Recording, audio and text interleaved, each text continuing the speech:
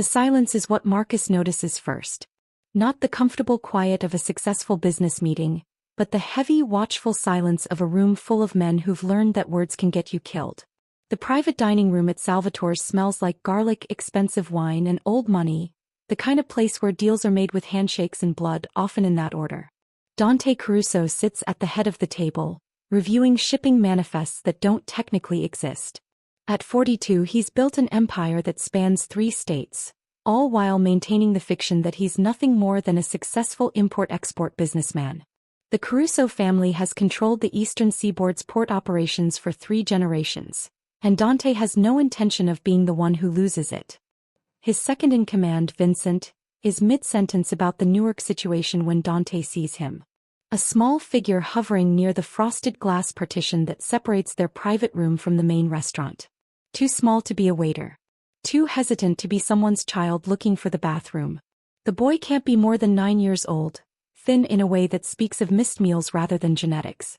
Dark hair falls into eyes that are watching them with an intensity that makes Dante's instincts flare. In his world, children don't approach tables full of dangerous men unless something is very wrong. If you're enjoying this story so far, don't forget to hit the like button and subscribe. Drop a comment telling me where in the world you're watching from. I love hearing from you. Dante holds up one hand, cutting Vincent off mid-word. The entire table falls silent as he turns his attention to the boy, who's now standing just inside their space, hands moving in patterns Dante recognizes but doesn't understand. Sign language. The boy's hands move with desperate speed, his face animated with emotion that his silent words can't convey on their own. Fear, hope, pleading, all of it written across features too young to hide anything. When Dante doesn't respond, the boy's shoulders sag. His hands drop to his sides. Then he does something that will change both their lives forever. He reaches into his jacket pocket, a movement that makes every man at the table tense, hands sliding toward concealed weapons, and pulls out a crumpled piece of paper. The boy smooths it carefully, then holds it up so Dante can read the words written in careful, childish handwriting. Can you pretend you're my uncle? Please. Just for today. I'll never ask for anything else. They're going to take my sister away from me if I don't have family. You look kind. Please. The room remains frozen. Vincent exchanges glances with Marco, the head of security. No one knows how to handle this. In their world, threats come in the form of guns and betrayal, not desperate children with pleading eyes. Dante stares at the note, his mind cataloging everything wrong with this situation. The boy somehow got past restaurant security. He approached a table of armed men without hesitation. He's alone, vulnerable, asking a stranger for help that involves deception of some kind. Every instinct tells Dante to refuse, to have security escort the child to wherever he belongs, to return to his meeting and forget this ever happened. But there's something about the way the boy holds himself, shoulders straight despite his fear, chin up even though tears are gathering in his eyes, that reminds Dante of another boy. One who used to stand exactly like that when facing down their father's rages. One who died at 16 because Dante hadn't been there to protect him. What's your name? Dante asks, then realizes the futility of the question. The boy can't hear him. But the child seems to understand anyway, lips reading or maybe just recognizing the universal question that comes first. His hands move again, slower this time, and then he points to the paper, to a single word at the bottom Dante hadn't noticed before. Luca. Luca, Dante repeats, and the boy's face brightens at seeing his name shaped on a stranger's lips. Vincent leans close, his voice low and urgent. Boss, we need to finish this meeting. The shipment arrives in 2 hours. Whatever this is. 10 minutes, Dante interrupts, his eyes never leaving Luca's face. Everyone out. Dante, Marco starts. Out. The word is soft but absolute.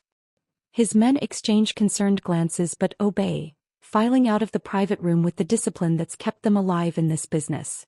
Vincent is the last to leave, his expression clearly saying they'll discuss this later. When the door closes, leaving Dante alone with a deaf 9-year-old who's just asked him to commit fraud for reasons he doesn't yet understand, he gestures to the chair beside him. Luca hesitates, then sits, his small frame nearly swallowed by the leather seat. Dante pulls out his phone, opens the Notes app and types, "Tell me everything. Why do you need an uncle?" He slides the phone across the table. Luca reads it, his lips moving slightly, then takes the phone with hands that tremble just a little. His fingers move slowly across the screen, hunting and pecking with the careful precision of someone who's still learning. When he slides the phone back, Dante reads, "My sister Mia is 6.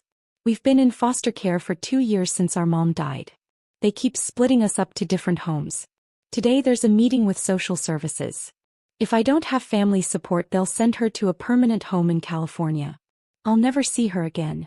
I just need someone to pretend for 1 hour. Please. She's all I have." The words hit Dante like a physical blow. He reads them again, processing the desperation behind every carefully typed letter. "Where's this meeting?" He types. "Hamilton Social Services Building. Room 3B. In 45 minutes. Where are your foster parents? Why aren't they coming?" The pause before Luca answers is telling.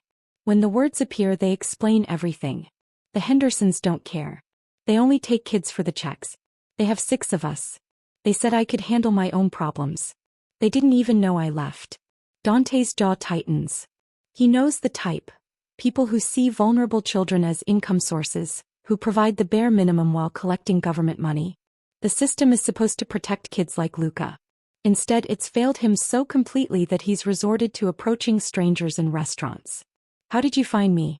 Dante types. "I've been watching the restaurant for 3 days. You come here every Wednesday for lunch. You always sit in this room. My friend Tommy's dad works in the kitchen. He said you're important. That people respect you. I thought maybe you'd help." 3 days. This child has been planning this for 3 days. Observing patterns, gathering courage, preparing for a moment that took more bravery than most adults could muster. Dante should say no. Should call social services himself, report the situation, let the system handle it through proper channels. Getting involved in a custody case, pretending to be family, could open doors he's kept carefully closed his entire life. His organization operates in shadows precisely because men like him don't appear in government offices making claims about family ties. But he's also thinking about his brother. About Marco Caruso, younger by 8 years, who'd looked up to Dante with the same desperate hope he sees in Luca's eyes now. Marco, who Dante had failed to protect when it mattered most. He types, "If I do this, we need to get the story straight. How am I your uncle?" Luca's face transforms, hope flooding his features so suddenly it's almost painful to witness. His fingers fly across the phone screen. "My mom's brother. You live in Chicago for business. You just found out we were in the system. You want to be involved in our lives now. You'll make sure Mia and I stay together." "That's a lot of lies to keep straight," Dante types. "I'm good at remembering things. I promise I won't mess up." Dante studies the boy's face. The determination there, the intelligence in eyes too old for 9 years. Luca has been surviving in a system designed to fail children like him. He's learned to be strategic, observant, brave in ways that break Dante's heart. He thinks about the meeting he's abandoning, the shipment that needs his oversight, the dozen other responsibilities demanding his attention. Then he thinks about a 6-year-old girl named Mia who's about to lose the only family she has left. "Get your things," he types. "We have a meeting to get to." The smile that breaks across Luca's face is worth every complication this decision will inevitably create. 25 minutes later, Dante's driver pulls up in front of the Hamilton Social Services Building, a gray concrete structure that manages to look both bureaucratic and neglectful at the same time. Luca sits beside him in the back seat, no longer the desperate child from the restaurant but something more composed. He's straightened his worn jacket, smoothed his hair, transformed himself into someone ready to fight for his sister. "Before we go in," Dante says, then remembers and pulls out his phone. "Before we go in, you need to understand something. I'm not actually your uncle. But for the next hour I'm going to act like family is the most important thing in my world. Because for this meeting it is. Understand?" Luca reads the message, nods solemnly, then types, "Thank you. I know you're lying for me. But you're the first adult who's lied to help me instead of hurt me.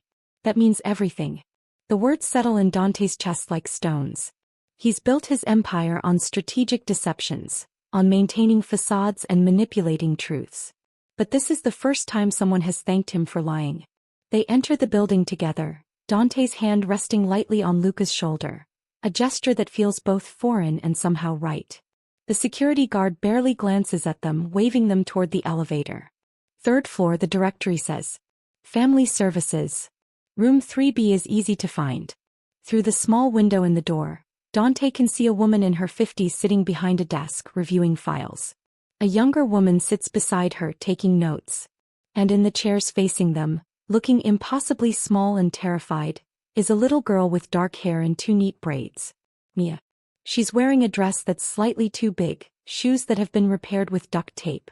Her hands are folded in her lap with the careful stillness of a child who's learned that taking up too much space causes problems. When Luca pushes open the door, her head snaps up and the transformation in her face is instant. Her mouth forms a word Dante can't hear, but he reads on her lips. Luca. She launches herself from the chair, running across the room to throw her arms around her brother. Luca catches her, holding on with the fierce desperation of someone who's afraid this might be the last time. They stand there, two children clinging to each other like lifelines, and something in Dante's carefully constructed walls begins to crack. "Excuse me," the older woman says sharply. "You can't just, who are you?" Dante straightens to his full height, letting his presence fill the room the way it does in boardrooms and negotiation meetings. He's dressed in a tailored charcoal suit that probably costs more than most people's monthly rent. His watch is Swiss, his shoes Italian leather. Everything about him projects wealth, power, and the kind of authority that makes bureaucrats think twice before asking difficult questions. "Dante Caruso," he says, his voice carrying the weight of absolute certainty. "I'm Luca and Mia's uncle. I apologize for not being involved sooner. I only recently learned they were in the system." The woman, her nameplate says Carol Henderson, case manager, studies him with the suspicious eyes of someone who's heard every lie desperate relatives can invent. The file shows no living relatives beyond the foster placement. "The file is incomplete," Dante replies smoothly. "Their mother and I had a falling out years ago. Family disagreement. She cut contact. I respected her wishes. But now that she's gone and I've learned the children are in state care, I'm here to rectify my absence. It's very convenient timing, Mr. Caruso." The younger woman speaks now, her voice skeptical. "Right before a permanent placement decision." "It's unfortunate timing," Dante corrects. "I should have been here months ago. But I'm here now." Luca has released Mia enough that she can look up at him. Her hands move in rapid sign language, her face animated with questions. Luca's hands respond, and though Dante can't understand the conversation, he can read the hope dawning in Mia's expression. "Mr. Caruso," Carol says, her tone suggesting she's about to crush that hope. "Even if you are their uncle, which we'll need to verify through documentation, being a relative doesn't automatically mean you're an appropriate guardian. We have standards, background checks, home studies." "I understand bureaucracy, Ms. Henderson." Dante's voice remains pleasant but firm. "I'm prepared to cooperate fully with whatever verification process you require. In the meantime, I'm here today to ensure that any decisions made about these children's futures include input from their family. Specifically, that Mia and Luca remain together. The California placement is with an excellent family." "In California," Dante interrupts gently. 3,000 miles from the only family these children have left. "You'll forgive me if I find that unacceptable." Carol's jaw tightens. "Mr. Caruso, I appreciate that you've suddenly taken an interest in your niece and nephew, but the system doesn't simply rearrange placements because a relative appears at the last minute. Then perhaps the system needs to reconsider its priorities." Dante's voice drops into the register he uses when making points that aren't negotiable. "These children have already lost their mother. They've been separated multiple times. They're asking, begging, to stay together. And now you're telling me that despite family showing up willing to provide support, you're going to ship a 6-year-old girl to the other side of the country. The California family has been approved, home-studied, and is ready to provide. I'm sure they're lovely people," Dante says. "But they're not family. These children are not interchangeable units to be distributed for administrative convenience." The room falls silent except for the quiet sounds of Luca translating for Mia, his hands moving in signs that make her small face crumple with hope and fear in equal measure. Carol exchanges glances with her assistant, then turns back to Dante. "Mr. Caruso, I need to see identification. And we'll need to schedule a preliminary interview to verify your relationship and assess your suitability as a potential guardian or support system." Dante pulls out his wallet, extracting his driver's license and several business cards. "My identification. My business cards, which include contact information for my attorney. I own Caruso Import-Export with offices in 5 cities. I'm financially stable, I have resources to provide for the children, and I'm prepared to undergo whatever evaluation process you require. As Carol examines his identification taking notes, Dante feels a small hand slip into his. He looks down to find Luca standing beside him, his face tilted up with an expression that makes Dante's chest tighten. The boy mouths 2 words, "Thank you." And Dante realizes with sudden, uncomfortable clarity that he's just done something he can never take back. He's stepped into these children's lives, made promises with his presence that transcend whatever lies he told to get into this room. He's become responsible for them in a way that has nothing to do with blood and everything to do with the choice he made when he could have said no. "We'll need references," Carol is saying. "Character witnesses, proof of residence, financial documentation." "You'll have everything by Friday," Dante confirms. "In the meantime, I'm requesting that no permanent placement decisions be made regarding Mia until this evaluation is complete." Carol's expression suggests she's used to relatives making demands they can't back up. But something about Dante, his calm certainty, his obvious wealth, or maybe just the way both children have gravitated toward him like he's safety personified, makes her pause. "I can delay the California placement for 2 weeks, she says finally. "But that's all. If you can't provide adequate documentation and pass our evaluation in that time, Mia's placement will proceed as planned." 2 weeks will be sufficient, Dante replies, even though he has no idea if that's true. As they leave the building, Mia's hand joined with Luca's and Luca's hand still in Dante's. He's acutely aware that he's just committed himself to something far more complicated than any business deal he's ever negotiated. He's committed to saving these children. And as they reach his car, as he watches Luca help his sister into the back seat with the gentle care of someone who's been her primary protector for far too long, Dante makes a silent promise to the brother he couldn't save. "I won't fail these ones. I swear it." The penthouse apartment Dante calls home occupies the entire 42nd floor of a building in the financial district. Floor-to-ceiling windows offer views of the city that most people only see in magazines. The furniture is expensive, carefully chosen, and completely impractical for children. Dante realizes this the moment he walks through the door with Luca and Mia. The little girl's eyes go wide, her head tilting back to take in the soaring ceilings, the chandelier that probably costs more than most cars, the pristine white sofas that look like they've never been sat on. Because they haven't. Dante doesn't live here so much as he exists between meetings, sleeping in the master bedroom and working in his home office. Luca's hands move in rapid signs. Mia shakes her head, her small face serious. Then Luca turns to Dante, pulling out the phone that's become their primary communication method. Mia says this is too fancy. She's afraid she'll break something. "Can we just go back to the Hendersons?" The Henderson foster home.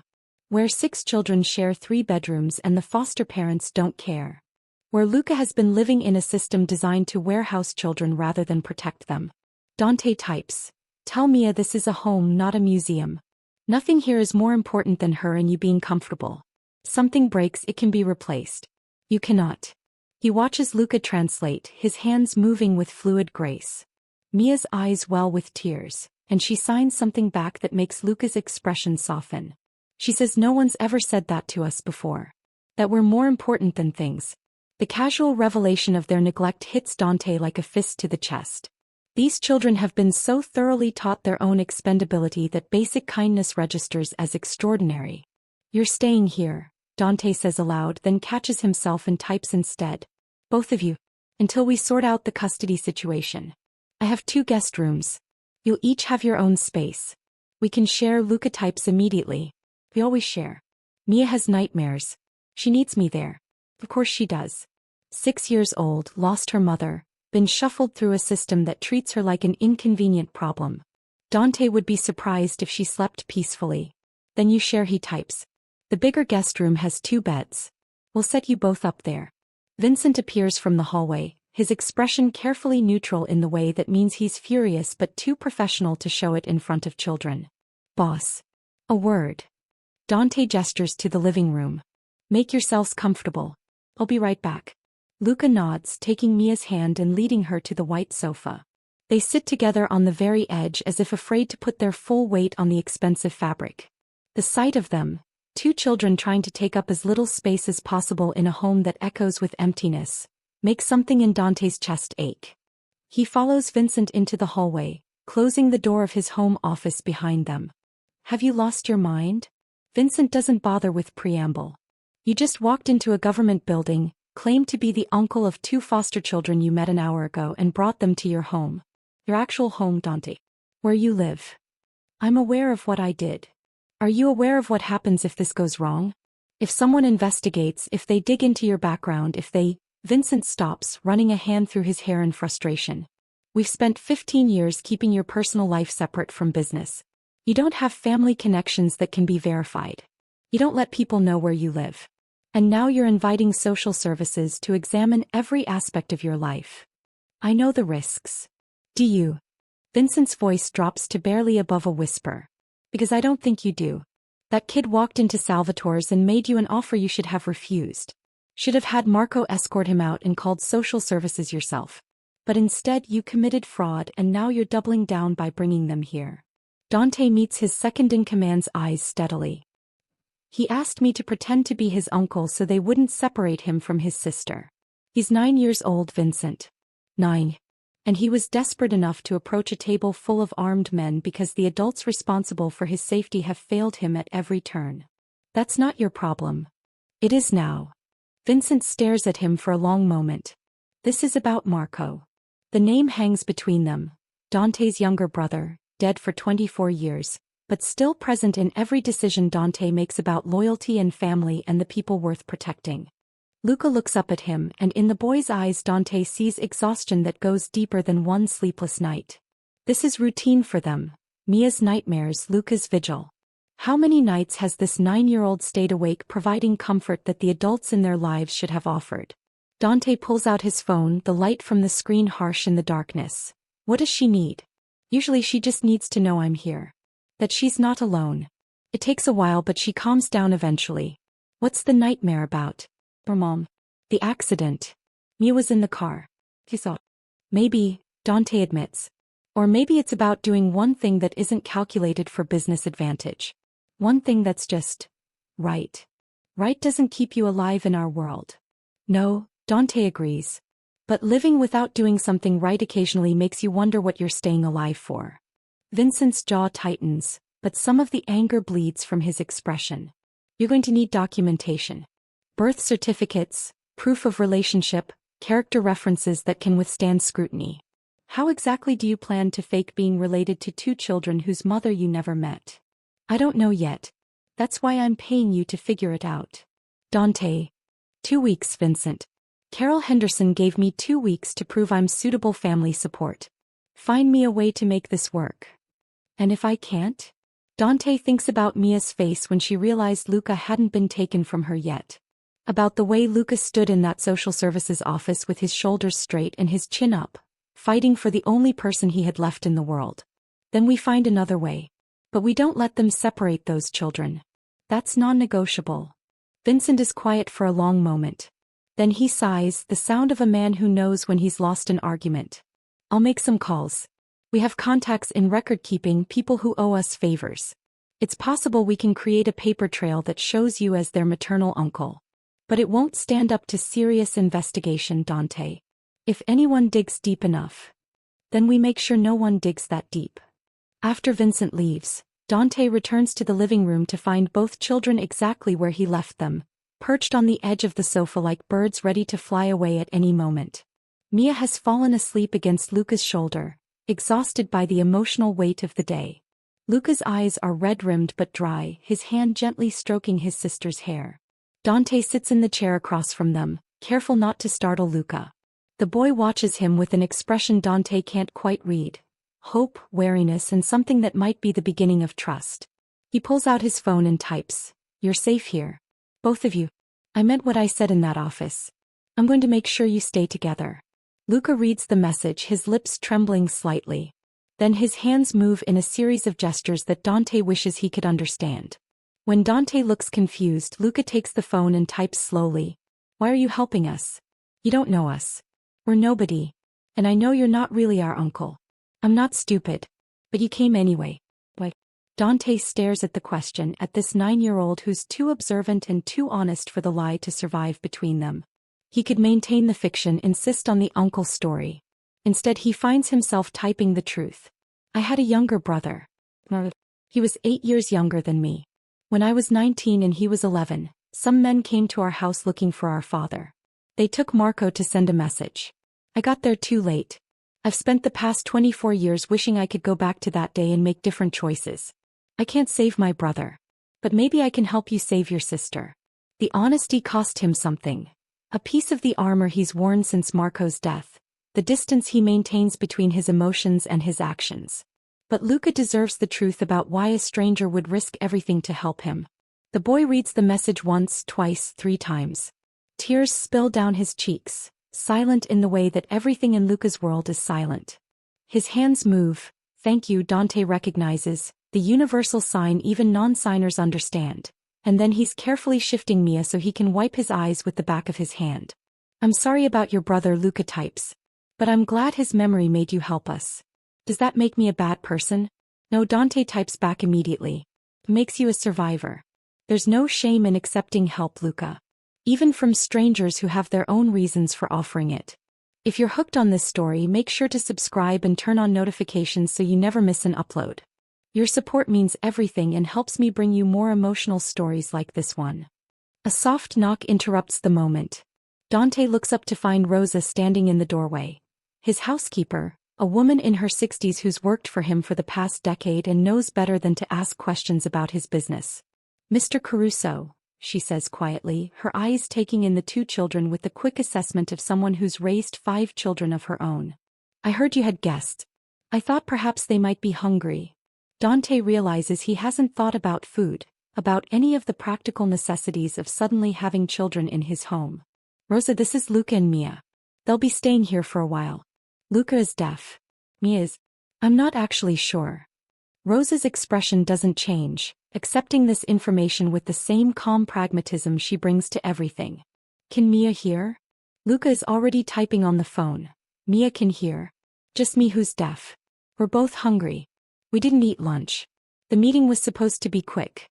I'll make something, Rosa says immediately. Do they have dietary restrictions? Allergies? No allergies. We eat anything. We're not picky. A pause, then Luca adds. At the Hendersons we learned not to be picky or we didn't eat. Rosa's mouth tightens into a thin line, and Dante sees the same fury he feels reflected in her face. Well, she says, her voice determinately cheerful. Here you can be as picky as you want. How about I make my famous chicken parmesan? And fresh bread. And chocolate cake for dessert. Mia stirs at the word chocolate, her eyes opening slowly. She signs something to Luca, who smiles. The first genuine smile Dante has seen from him. He says chocolate cake sounds like heaven, Luca translates. Then heaven it is, Rosa declares. She looks at Dante and in her eyes he sees understanding and approval. I'll need to go shopping. Growing children need proper food. I'll make a list. After she disappears toward the kitchen, Dante turns back to find both children watching him with expressions that make his heart ache. They're waiting, he realizes. Waiting for him to change his mind, to reveal this was temporary kindness that comes with an expiration date. He types, Rosa is right. You're both too thin. We're going to fix that. Starting with chocolate cake. The first night is chaos in ways Dante never anticipated. Mia's nightmares start around 2 in the morning. Dante wakes to the sound of a child screaming. A sound that cuts through 42 floors of luxury apartment and decades of emotional armor in a single instant. He's out of bed and running toward the guest room before his conscious mind has fully engaged. He finds Luca already awake, sitting on Mia's bed, his hands moving in soothing signs even though she can't see them through her tears. The little girl is sobbing, her whole body shaking with the force of her terror. Dante stands frozen in the doorway, utterly out of his depth. He knows how to negotiate with dangerous men. He knows how to run an empire. He has no idea how to comfort a traumatized 6-year-old. Everything. The words hit like physical blows. Of course. Of course there's more trauma than just the loss itself. Mia watched her mother die. Dante sits on the other bed, giving them space but establishing his presence. He's not leaving. He's staying right here until this child feels safe enough to sleep again. It takes 45 minutes. 45 minutes of Luca's hands moving in gentle signs, of Mia's sobs gradually quieting to hiccups and then to shaky breaths, of Dante sitting in silence, bearing witness to pain he can't fix but can at least acknowledge. When Mia finally falls back asleep, curled against Luca's side like she's trying to crawl inside his protection, Luca looks at Dante with eyes that have seen too much. This happens every night. He types one-handed, his other arm around his sister. Sometimes twice. The Hendersons put her in a different room and told me I had to stay in mine. Said she needed to learn to self-soothe. She's 6. She watched our mom die. She doesn't need to self-soothe. She needs her brother. The casual cruelty of it. Adults who saw a child's trauma as an inconvenience to be ignored, makes Dante's hands curl into fists. He has her brother now, he types. And you have help. Wake me if you need me. Anytime. I mean that, Luca. Why? The question is simple but loaded. Why would you get up in the middle of the night for kids you don't even know? Because someone should have been doing it all along, Dante replies. And because no 9-year-old should have to handle this alone. Something in Luca's expression cracks. A hairline fracture in the armor he's built to survive. He doesn't cry. Dante suspects this boy has learned that crying is a luxury he can't afford. But his shoulders shake slightly before he gets himself under control. Thank you, he signs, and Dante is starting to recognize that gesture even without translation. The next morning, Dante makes calls. First to Vincent, who sounds resigned to his boss's sudden career change from organized crime leader to impromptu guardian. Then to his attorney, Marcus Chin, who listens to the situation with the careful neutrality of someone being paid enough not to judge. You understand this is complicated, Marcus says carefully. Claiming to be a relative when you're not, bringing children into your home without proper legal authority, interfering with state custody determinations. I understand the complications. I need solutions. Solutions that don't involve criminal charges? Preferably. Marcus sighs. I'll need to research guardianship law, emergency custody provisions, and what it would take to make you a legitimate placement option. Even if we can't prove blood relationship, there are other paths. But Dante, this is going to require significant lifestyle changes. Home studies, background checks, financial disclosures. Whatever it takes. After the call ends, Dante finds Luca in the kitchen with Rosa, who's teaching him to crack eggs one-handed, a skill she insists every person should have. Mia sits at the counter, swinging her legs and watching with the intense focus of a child who's memorizing every moment of kindness in case it disappears. Rosa has somehow produced clothes that fit both children, though Dante has no idea where they came from. Probably her own grandchildren, knowing Rosa's tendency to anticipate needs before they're voiced. We need to talk, Dante types, gesturing for Luca to join him at the table. Mia follows automatically, unwilling to be separated from her brother even for a moment. I spoke with my lawyer. There are legal pathways that don't require me to be your biological uncle.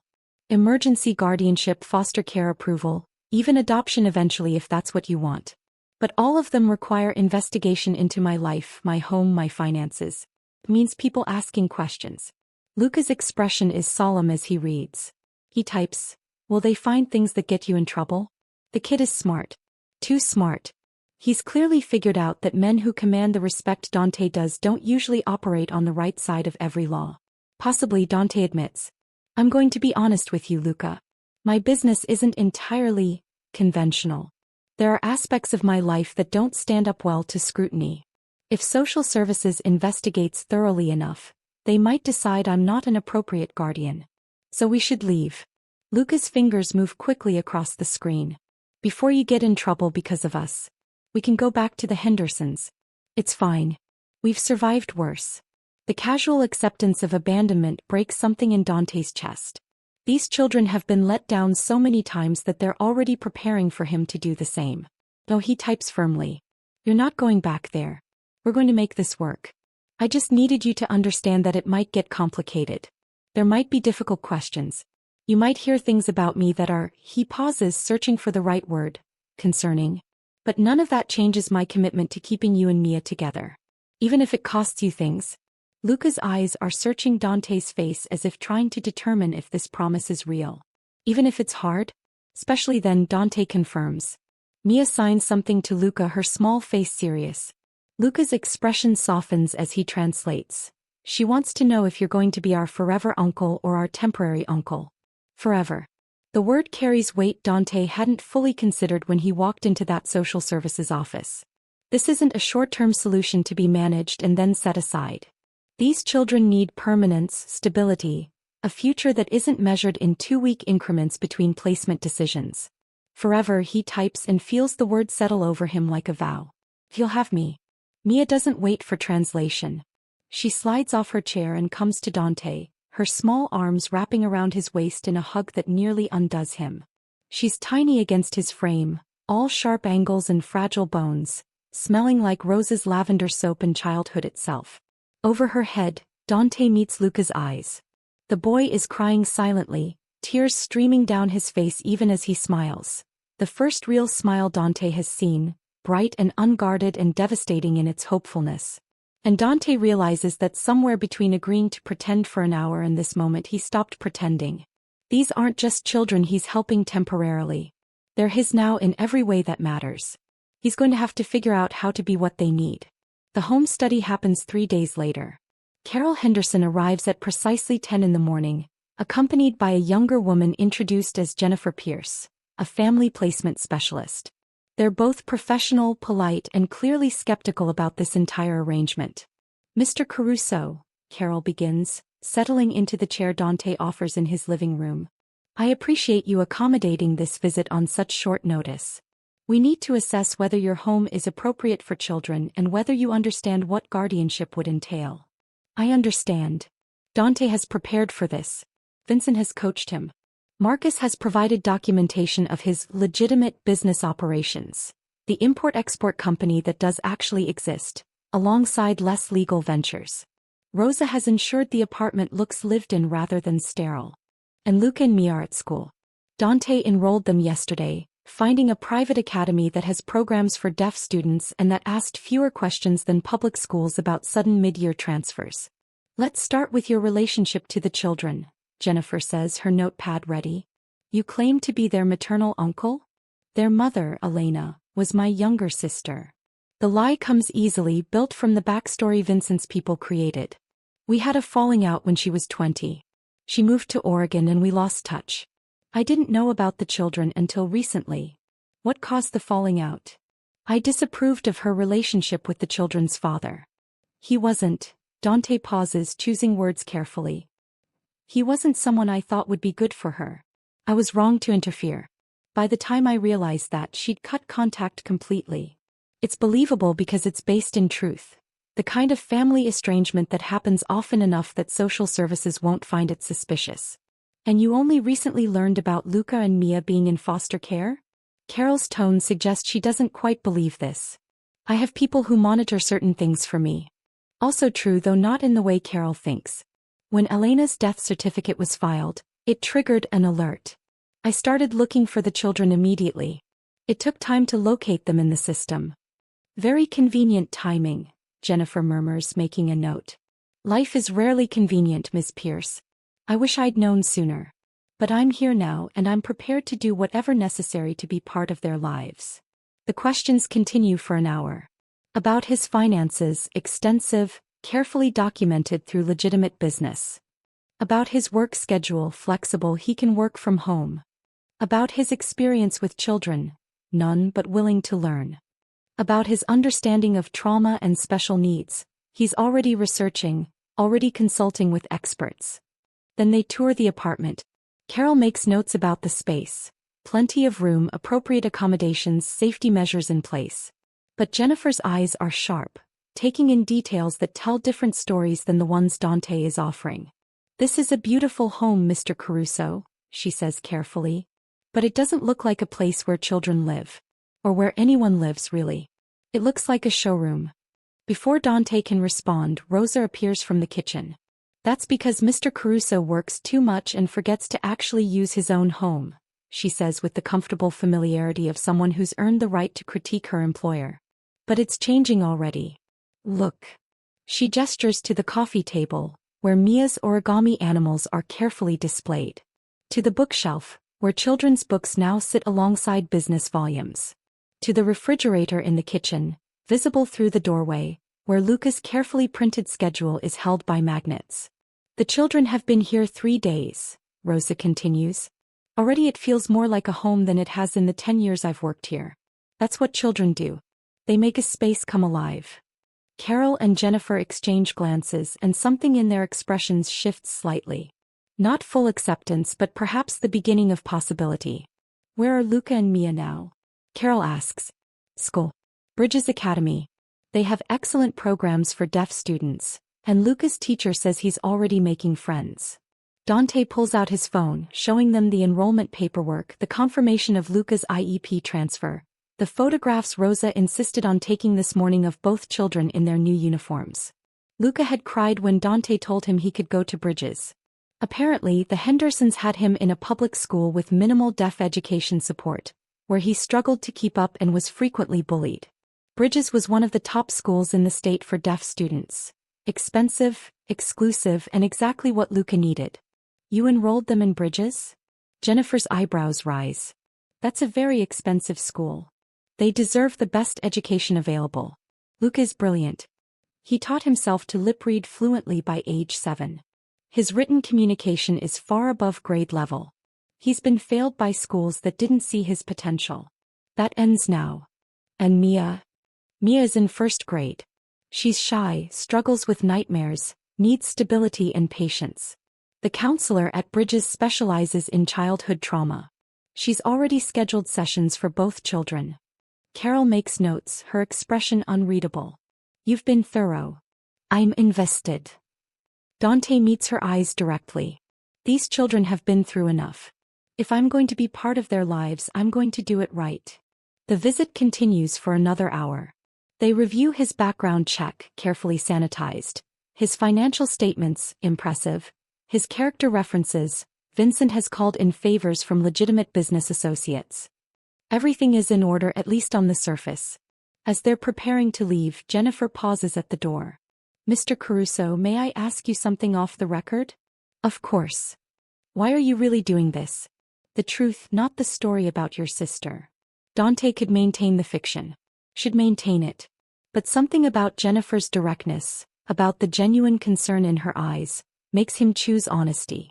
I had a younger brother, he says quietly. He died when he was 11. Someone's violent actions took him from me, and I've spent 24 years living with that loss. When Luca walked into that restaurant and asked me to help him protect his sister, I saw Marco in him. The fierce love, the desperate courage, the willingness to do anything to save the person who matters most. He pauses. I couldn't save my brother. But maybe I can help these children save each other. Maybe that's the closest I'll get to redemption. The silence that follows is heavy with the weight of truth. Carol's expression has softened slightly, and Jennifer's skepticism has transformed into something that might be understanding. That's the most honest answer anyone's ever given me in a home study, Jennifer says finally. I hope it's enough. After they leave, Dante stands at his window looking out at the city 42 floors below. His phone buzzes with messages from Vincent about shipments and territory negotiations, the actual business that funds this lifestyle. The dual nature of his existence has never felt more precarious. He's trying to become someone worthy of 2 traumatized children's trust while maintaining the criminal empire that makes his resources possible. He's lying to social services about being related while telling the truth about why he cares. He's building a family on a foundation of deception and hoping it's strong enough to support real love. When Rosa brings Luca and Mia home from school that afternoon, they're both buzzing with excitement. Luca's hands move rapidly as he tells Dante about his new teachers, his classmates who also sign, the specialized technology that makes learning accessible. Mia shows him a drawing she made, stick figures labeled Luca, Mia, and Uncle Dante under a bright yellow sun. Looking at that drawing, at the way these children have already claimed him as family, Dante makes a promise to himself. Whatever it takes, whatever he has to sacrifice or change or risk, he's going to be worthy of the trust in their eyes. Even if it costs him everything he's built. The phone call comes at 3 in the morning, 2 weeks after the home study. Dante wakes to his cell buzzing with Vincent's number. Never a good sign at this hour. He answers before the second ring, already moving toward his closet, instinct telling him to dress for whatever crisis is coming. We have a problem, Vincent says without preamble. The Calabrese family knows about the kids. Ice floods Dante's veins. How? Someone talked. One of the staff at Bridges, maybe. Or a social worker. Does it matter?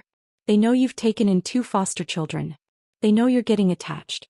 And Marco Calabrese just made it very clear that he sees them as leverage. Dante's hand tightens on the phone. The Calabrese family has been pushing into his territory for months, testing boundaries, looking for weaknesses. And now they found 1, 2 small vulnerable weaknesses who sleep down the hall and trust him to keep them safe. What did he say? That children are such fragile things. That it would be a shame if something happened to disrupt your new family arrangement. Vincent's voice is tight with controlled fury. He's not being subtle, Dante. This is a direct threat. How many men can you have on the apartment in an hour?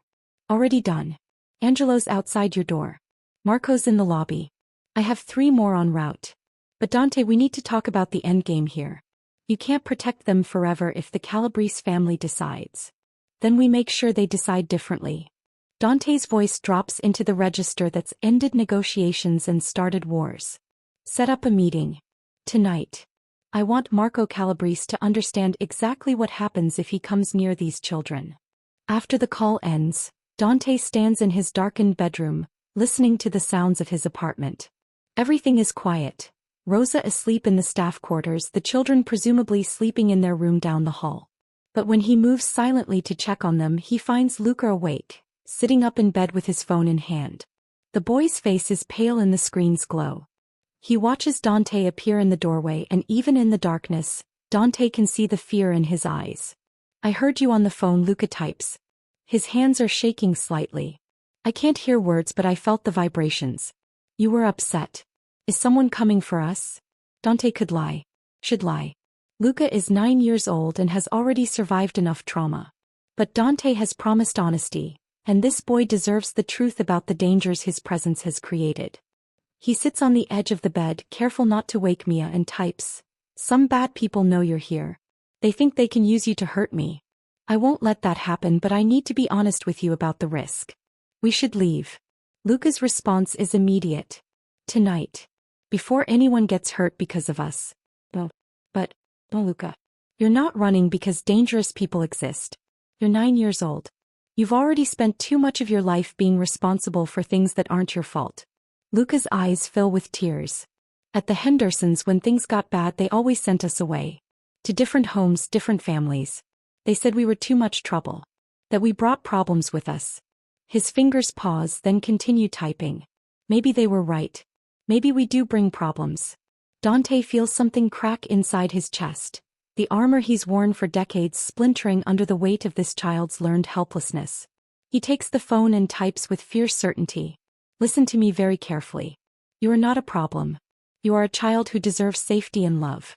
The Hendersons failed you because they were small, cruel people who saw children as income instead of human beings worthy of protection. Anyone who made you feel like you were too much trouble was wrong. Do you understand? Wrong. But if people are threatening you because of us, then I'll handle them. That's what adults do. We protect children. We handle the threats. You don't carry that weight, Luca. Not anymore. Luca stares at the words for a long moment. Then, in a gesture that breaks and heals Dante simultaneously, he reaches out and hugs him. The boy's thin arms wrap around Dante's neck, his small body shaking with silent sobs against Dante's shoulder. Dante holds him, this child who's been carrying impossible burdens for too long, and makes a silent vow. The Calabrese family has made a fatal miscalculation. They thought threatening children would make him weak. Instead, they've just revealed exactly how far he's willing to go to protect what's his. The meeting happens in a neutral location, an abandoned warehouse in the industrial district that's served as a negotiation space for territorial disputes for 3 generations. Dante arrives with Vincent and 4 of his most trusted men. Marco Calabrese is already there with his own security detail. Marco is in his 50s, silver-haired, with the kind of old-world bearing that comes from inherited power rather than earned respect. He smiles when Dante enters, the expression of a man who thinks he's already won. Dante. Thank you for coming on such short notice. Let's skip the pleasantries, Marco. You threaten my family. Explain why I shouldn't end this conversation with violence. Family. Marco's smile widens. You mean the two foster children you've known for 2 weeks? Come now, Dante. We're both professionals. We understand leverage when we see it. You've made yourself vulnerable. I'm simply pointing that out. By threatening children. By observing that children are fragile. That accidents happen. That the system you're trying to navigate is complicated and easily disrupted. Marco leans back in his chair, utterly confident. You're encroaching on territory we've claimed.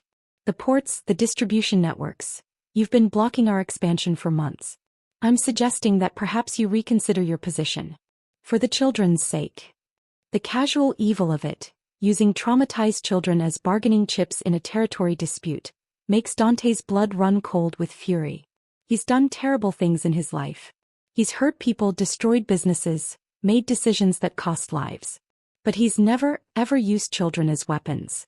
You're suggesting I abandon my territory because you've threatened 2 9- and 6-year-olds?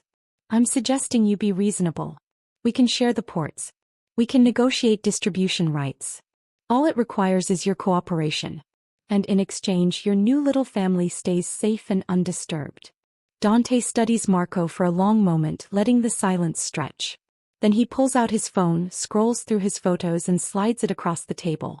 The screen shows Mia's drawing, stick figures of her, Luca, and Uncle Dante under a bright yellow sun.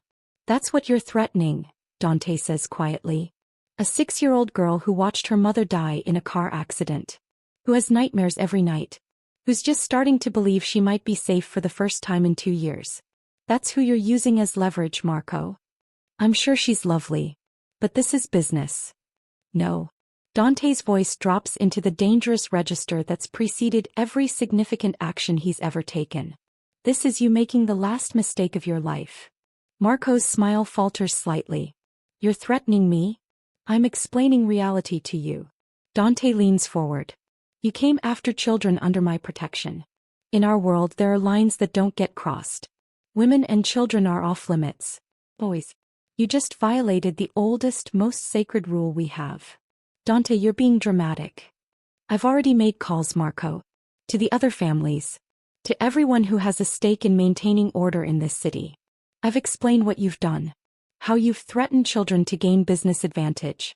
Do you know what the consensus was? Marco's face has gone pale. He understands suddenly the magnitude of his miscalculation. The consensus, Dante continues, his voice like ice, was that you're a liability. That someone who would threaten children is someone who can't be trusted to respect any boundary. That you need to be removed before you cause problems for everyone. You can't. I already have. As of this morning, the Calabrese family no longer has any territorial claims in this city. Your operations are being absorbed by families who understand how things work. Your assets are being redistributed. Your people have been offered opportunities to work for organizations with actual honor. Dante stands. You have 24 hours to leave. If you're still here after that, you won't be leaving at all. This is insane. You're destroying my family over 2 random children. They're not random. Dante's voice could cut glass. They're mine. And you just learned what happens when someone threatens what's mine. He walks out, leaving Marco Calabrese sitting in the ruins of his empire, destroyed not by violence but by his own fundamental misunderstanding of what lines cannot be crossed. The custody hearing happens 3 days later. Dante sits in family court, dressed in his most conservative suit, flanked by Marcus Chin and a family law specialist Marcus insisted on bringing. Across the aisle he can see Carol Henderson and Jennifer Pierce, along with representatives from the California family who were supposed to adopt Mia. Luca and Mia sit beside him, both wearing new clothes that Rosa carefully selected, nice enough to show they're cared for, casual enough not to look like they're being dressed up for show. Luca's hand is clasped tightly in Dante's, his small fingers cold with nerves. Judge Patricia Morrison presides, a woman in her 60s with sharp eyes and a reputation for caring more about children's welfare than bureaucratic convenience. We're here, she begins, to determine the appropriate placement for Luca and Mia Reeves. Mr. Caruso has petitioned for guardianship, claiming to be their maternal uncle. The state has investigated and found complicated circumstances. Dante's stomach tightens. This is the moment where his carefully constructed fiction either holds or collapses. Carol Henderson stands. Your Honor, Our investigation has revealed several concerning factors. First, we cannot definitively verify Mr. Caruso's relationship to the children. The documentation he's provided is technically correct, but there are inconsistencies in the timeline that raise questions. Such as the fact that Elena Reeves, the children's mother, has no paper trail suggesting she had a brother. No shared family photos, no mutual contacts, no evidence of any relationship before her death. The words hang in the courtroom like an indictment. Dante feels Luca's hand tighten in his, the boy's fear palpable. Marcus stands smoothly. Your Honor, family estrangements are unfortunately common. My client has been honest about the fact that he and his sister were not in contact for many years due to a disagreement. The lack of recent documentation is explained by this estrangement. But there's also no documentation from before the estrangement, Jennifer Pierce adds. No childhood photos, no school records showing them as siblings, nothing. Judge Morrison looks at Dante directly. Mr. Caruso, did you lie about being these children's uncle? The courtroom goes silent. Dante could maintain the fiction, could rely on the carefully constructed paper trail Vincent's people created. But he's looking at Luca, at the trust in the boy's eyes, and he's thinking about the promise he made to be worthy of that trust. He stands. Your Honor, I need to be completely honest with this court. Marcus makes a sound of distress beside him. Luca's hand trembles in his. I am not Luca and Mia's biological uncle. Elena Reeves was not my sister. When Luca approached me 2 weeks ago and asked me to pretend to be his uncle so they wouldn't separate him from his sister, I said yes because I saw a child desperate to protect the only family he had left. I lied to social services. I created false documentation. I committed fraud. Carol Henderson looks vindicated.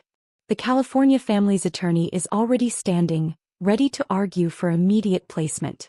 But Dante isn't finished. I lied because the system was failing these children. Because Luca was placed with foster parents who didn't care if he or his sister ate dinner. Because Mia was having nightmares every night and no one was helping her. Because a 9-year-old boy was so desperate to keep his sister that he approached a stranger in a restaurant and asked for help. Mr. Caruso, Judge Morrison begins, but he continues. I'm not their biological family. But I've been their family for 2 weeks. I've held Mia when she wakes up screaming about the accident that killed her mother. I've learned sign language so I can communicate with Luca without needing a phone. I've taken them to doctor appointments and enrolled them in a school that actually supports Luca's needs. I've given them stability and safety and the promise that no one will separate them. He looks directly at the judge. I know I broke the law. I know I don't fit the profile of an ideal guardian. But I'm asking this court to consider what's best for Luca and Mia, not what's most convenient for the system. They've lost their mother. They've been failed by foster care. They've spent 2 years being treated like problems instead of children. They deserve better. Your Honor, Carol interrupts, this is highly irregular. Quiet. Judge Morrison's voice is sharp. She's looking at Dante with an expression he can't read. Mr. Caruso, you're asking me to reward your fraud? I'm asking you to do what's right for 2 children who've already suffered more than any children should. If that means punishing me, fine. But don't punish them by tearing them apart. The judge is quiet for a long moment. Then she looks at Luca. Young man, can you understand what we're saying? Luca nods, pulling out his phone and typing. I can read lips and I have my phone for complicated things. Do you want to stay with Mr. Caruso? Luca's response is immediate, his fingers flying across the screen. Yes. He's the first adult who's kept his promises to us. He makes Mia laugh. He stays up when she has nightmares. He learned sign language for me. He's not our uncle by blood, but he's our family by choice. Please don't take us away from him. Judge Morrison reads the message, then looks at Mia. And you, sweetheart? Do you feel safe with Mr. Caruso? Mia nods vigorously, then signs something. Luca translates. She says Uncle Dante makes her feel safe. That she doesn't have nightmares as much anymore because she knows he's there. The judge looks at the California family's representatives, then at Carol Henderson, then back at Dante. This is one of the most unusual cases I've encountered. You've admitted to fraud. You've created false documentation. By all rights, I should hold you in contempt and remove these children from your care immediately. Dante's heart plummets. Beside him he feels Luca go rigid with fear. However, Judge Morrison continues, I've also reviewed the documentation of these children's time in foster care. Multiple placements. Separation from each other. Inadequate support for Luca's needs and Mia's trauma.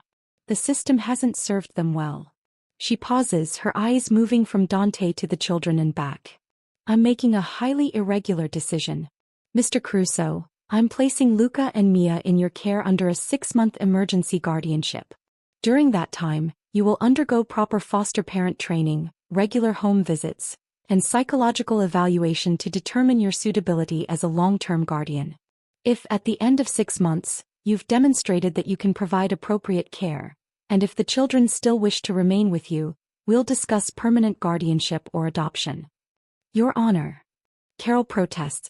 This sets a terrible precedent. The terrible precedent is the one we've already set, Judge Morrison interrupts sharply, by shuffling these children through a system that treated them as inconveniences rather than human beings deserving of stability and love. Mr. Caruso broke the rules, yes. But he did it because the rules were failing these children. I'm giving him the opportunity to prove he can follow the rules while still providing what Luca and Mia need. He looks at Dante again. Don't make me regret this decision, Mr. Caruso. These children have been through enough. If you can't be what they need, I can, Dante says, his voice rough with emotion. I will be. I promise. Then you have 6 months to prove it. As they leave the courtroom, Luca is crying silently, his shoulders shaking with relief. Mia has attached herself to Dante's leg like a barnacle, refusing to let go. And Dante, this man who's built an empire on control and distance and never letting anyone matter too much, finds himself crying too. 6 months later, on a Wednesday afternoon, Dante sits in his living room watching Luca teach Mia a complicated origami fold. The apartment has transformed, no longer a sterile showroom but a home filled with children's artwork, scattered books, Rose's cooking smells, and the particular chaos that comes with 2 kids who finally feel safe enough to take up space. His phone buzzes with business messages that can wait. There are always shipments to monitor, territories to manage, meetings to attend. But Vincent has learned to handle more, and Dante has learned that some things matter more than business. Like Wednesday afternoons when he gets home early enough to watch his kids work on origami. His kids. The thought still carries weight, still feels both foreign and absolutely right. Uncle Dante. Mia calls. She talks now, her voice bright and clear, the nightmares reduced from every night to once or twice a week. Look what Luca taught me. She holds up a paper crane, slightly lopsided but recognizable. Her face glows with pride. That's beautiful, he says and means it. Luca signs something, his movements fluid.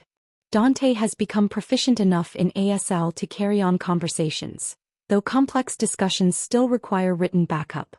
She's better at this than you are, Luca's hands say, his expression teasing. Everyone's better at it than I am, Dante signs back, deliberately clumsy enough to make both children laugh. His phone buzzes again. This time it's Marcus Chin. Judge Morrison approved permanent guardianship. Paperwork is ready for your signature. Congratulations, Dante. You're officially their legal guardian. Dante reads the message twice, the words blurring slightly. 6 months of home visits, training sessions, psychological evaluations, proving to everyone that he could be what these children needed. 6 months of learning to balance his business with parent-teacher conferences and doctor's appointments and origami lessons. 6 months of becoming someone he didn't know he could be. Luca, Mia, he calls.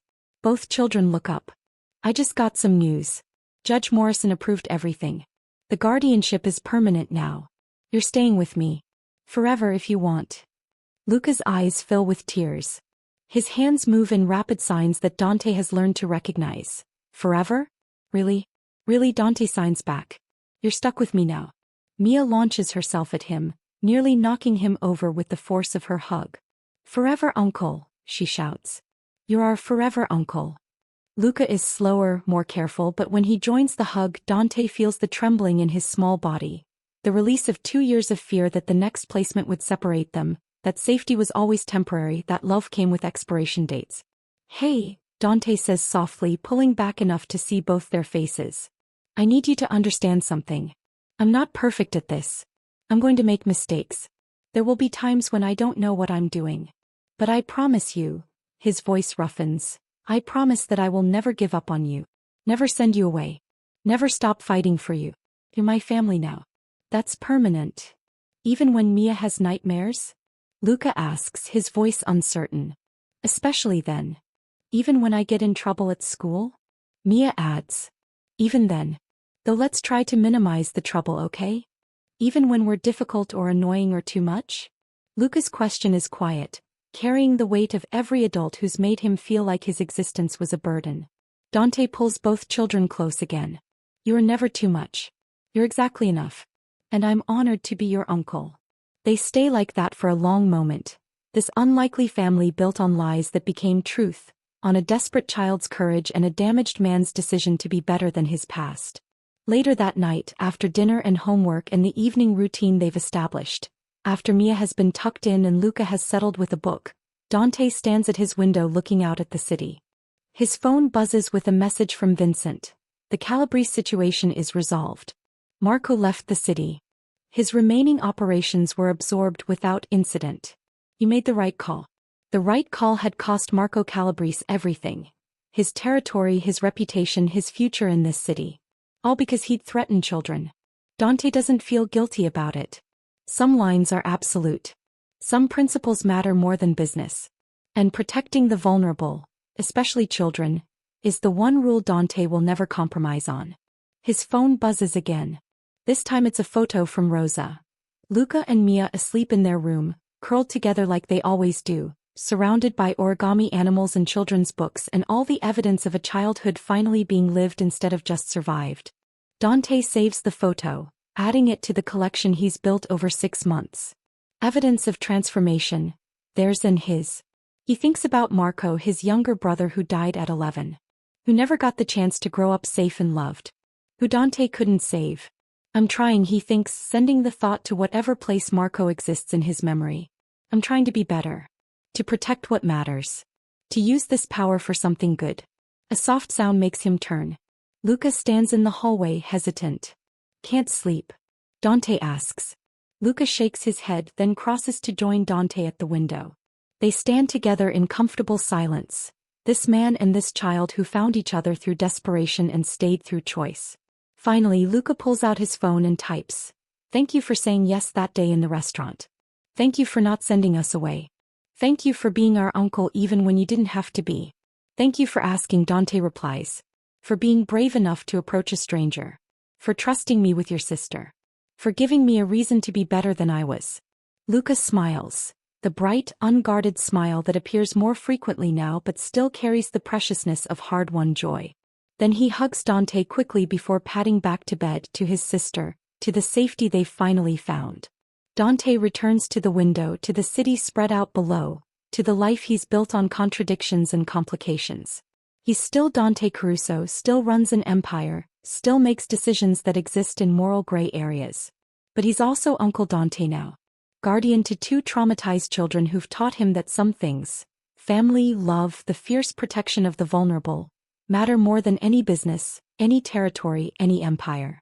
The phone buzzes one final time. Another message from Marcus. Adoption paperwork can be filed in 6 months if you want to make it official. Just say the word. Dante looks at the message for a long moment, thinking about permanence and commitment and the weight of promises made to children who've already been broken by broken promises. He types back, start the paperwork. Because some decisions don't need 6 months of consideration. Some decisions are made the moment a 9-year-old child looks at you with desperate hope and asks if you can pretend to be his uncle just for today. And you realize that pretending isn't enough. That these children deserve someone who chooses them not for an hour, not for 6 months but forever. Down the hall, Mia cries out in her sleep. Dante is moving before conscious thought, entering their room, sitting on the edge of her bed. Luca is already awake, his hand on his sister's shoulder, but he makes room for Dante. Together they comfort her, this unlikely family, built on lies that became truth, on a stranger's kindness and a child's courage. And when Mia settles back to sleep, her small hand clutching Dante's, he understands with absolute clarity. This is what he was always supposed to be doing. Not building empires or claiming territories or winning power struggles. This, protecting children. Keeping promises. Being the adult that 2 desperate kids needed when no one else was willing to be. Thank you, he whispers to Marco's memory. for dying in a way that taught me what matters.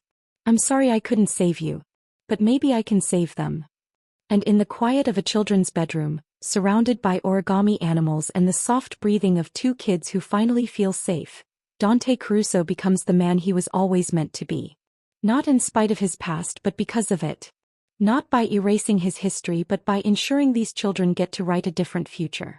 Forever uncle. Forever guardian. Forever family. Forever.